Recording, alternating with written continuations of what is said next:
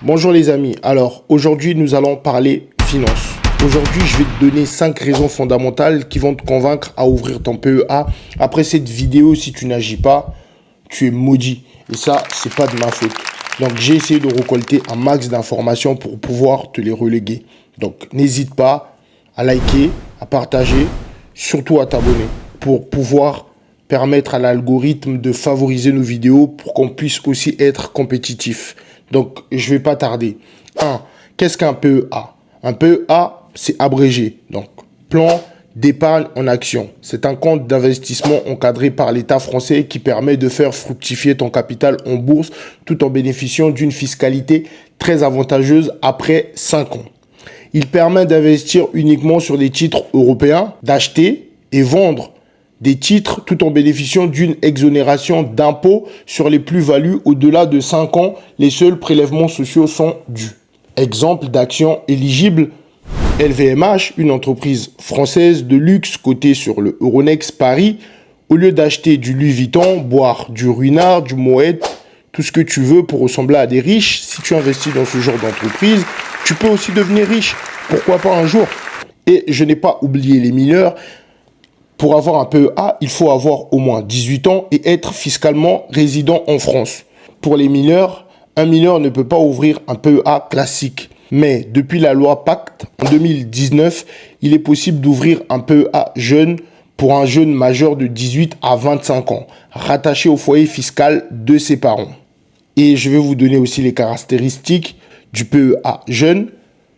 Le plafond limité à 20 000 euros. Fonctionne comme un PEA normal, mais dès qu'il est détaché au foyer fiscal, le jeune peut garder son PEA jeune, le transformer en PEA classique, c'est-à-dire verser jusqu'à 150 000 euros de plafond. 2. Plafond de versement sur un PEA. Le PEA est limité à un plafond de versement, comme je l'ai dit tout à l'heure, jusqu'à 150 000 euros pour un PEA classique, jusqu'à 225 000 euros pour un PEA PME, destiné à l'investissement dans des PME et ETI, entreprises de taille intermédiaire. Ce plafond concerne des sommes que vous déposez, pas la valeur finale du portefeuille. Ça, c'est très important de le savoir. Je vais donner encore un exemple sur une entreprise éligible au PEA PME, par exemple Total. Au lieu de mettre du carburant tous les jours à Total ou laver vos véhicules, vous pouvez aussi investir chez Total pour pouvoir bénéficier des dividendes. Je pense que cette année, Total paye à peu près 3 euros par action. C'est divisé par trimestre. Donc, au lieu de dépenser de l'argent chez Total, vous pouvez investir et gagner des dividendes. Pourquoi pas? Troisième raison. Les actifs éligibles au PEA. Le PEA permet d'investir uniquement dans des actions européennes, dans des ETF qui repliquent un indice européen, fonds communs de placement ou SICAV investis en Europe. Vous ne pouvez pas y loger actions américaines, actions asiatiques, obligations américaines ou autres, SCPI, crypto-monnaies, etc. Mais par contre, il y a d'ETF éligibles, par exemple, en Europe, comme le Lixior CAC 40, un ETF qui suit l'indice boursier français CAC 40. Après, si vous voulez contourner cette règle européenne, vous pouvez contourner avec des ETF comme le S&P 500 ou encore mon préféré qui est le Nasdaq 100. Les ETF, c'est le seul moyen de pouvoir sortir de l'Europe si vous voulez investir dans un PEA. À noter, c'est très important cette nouvelle. Quatrième raison, dans quel pays peut-on investir avec un PEA? Le PEA est restreint géographiquement. Vous pouvez investir uniquement dans des sociétés dont le siège social est situé dans l'Union européenne ou dans l'espace économique européen. Cela inclut des pays comme la France, l'Espagne, l'Allemagne, l'Italie, la Norvège, etc.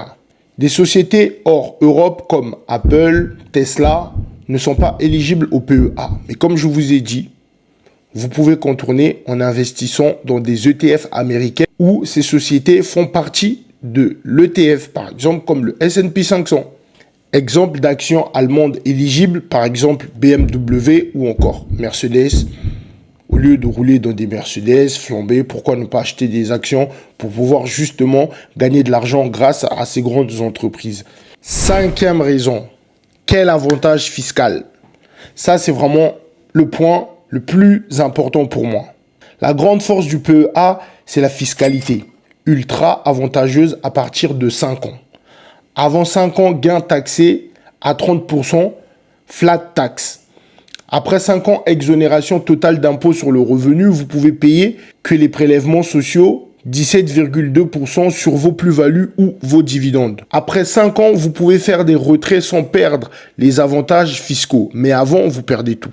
Et 6e point, pour vous faire cadeau, l'indisponibilité des fonds pendant les 5 premières années. Un élément clé du fonctionnement du PEA que beaucoup de gens oublient est le suivant.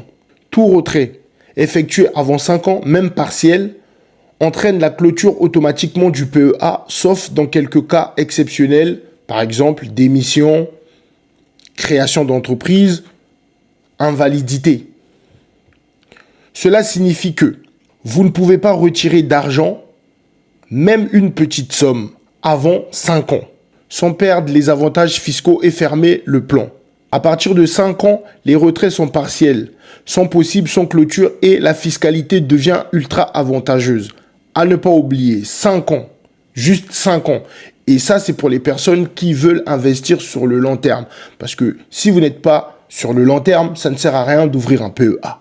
Donc, merci beaucoup. Dites-moi dans les commentaires si vous avez aimé, si j'ai oublié quelque chose, mais je ne pense pas que j'ai oublié. Ouvrez votre PEA, pourquoi pas? Moi, j'ai déjà le mien, ça fait plus de 5 ans. Merci beaucoup.